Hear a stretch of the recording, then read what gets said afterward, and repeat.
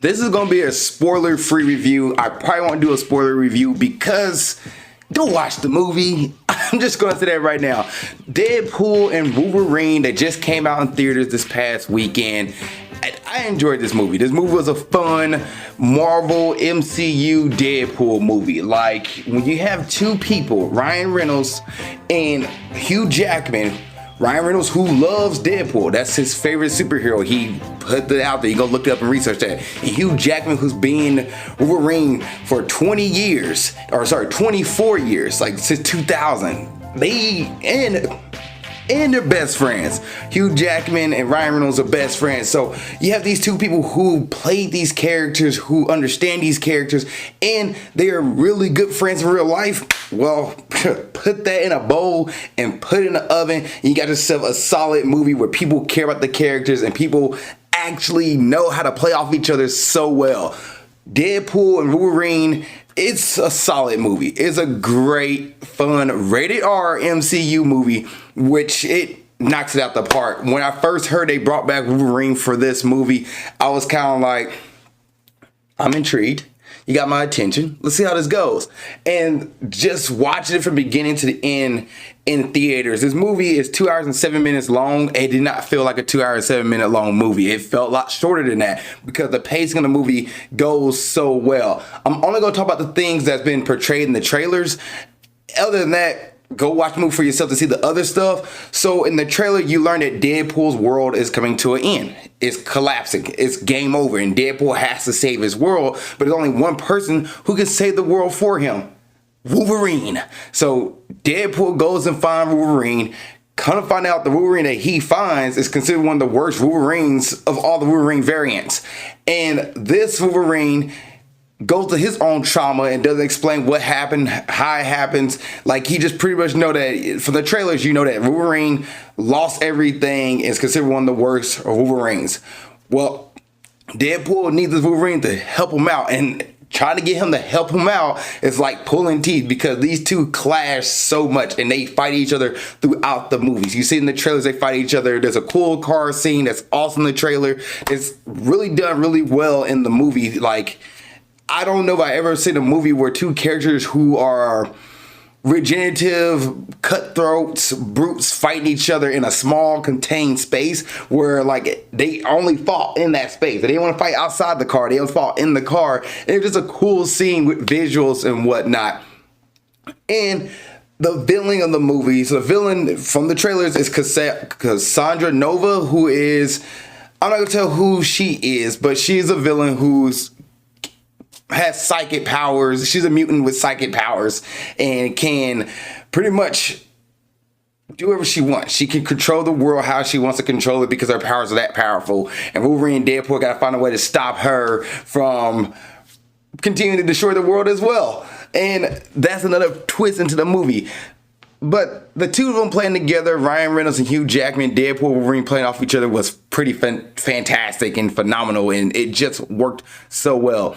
Now, this is a comedy movie, and the jokes do land. Like, a lot of them hit. There's points of jokes in the movie where I was like, this is hilarious. I'm cracking up at jokes that were things that other people who might not caught them, but you've been a fan of the 20th Century Fox movies, like all the X-Men movies, and you've been there since day one, you're going to enjoy a lot of the jokes that come out of this movie because some of the jokes in this movie are from the 20th Century Fox movie, because this is a 20th Century Fox movie before, Marvel bought it, and now Disney Marvel bought it, and now they kind of brought some of that into it. So Disney plays a lot of homage to the 20th Century Fox movie, because if you watch the trailer, the 20th Century Fox logo is in the background of one of their fight scenes.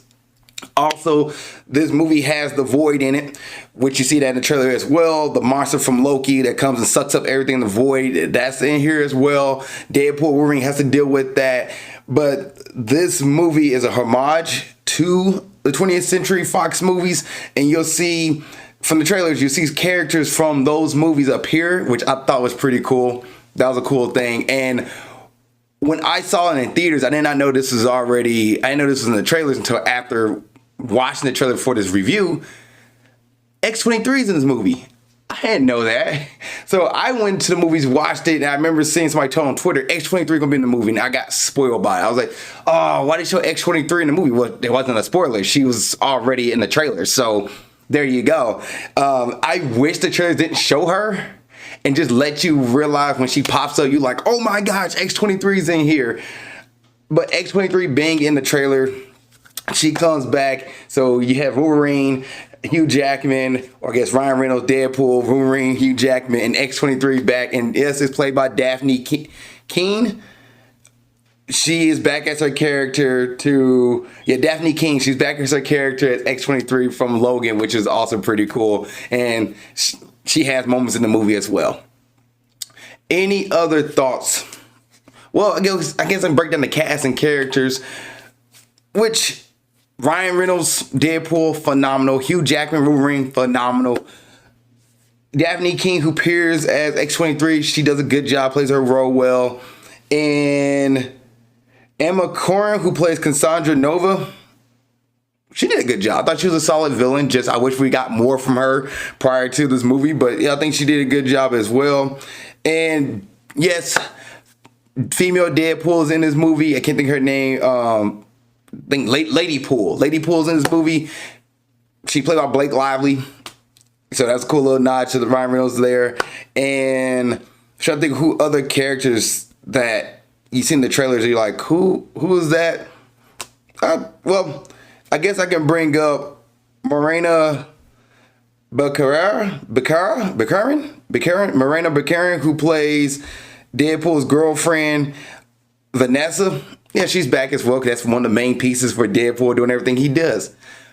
Any other thoughts? The movie has a lot of music cues in here. Like, I mean, there's a lot of licensed music in the movie. And they do work with some of the things that's going on, so they don't feel out of place.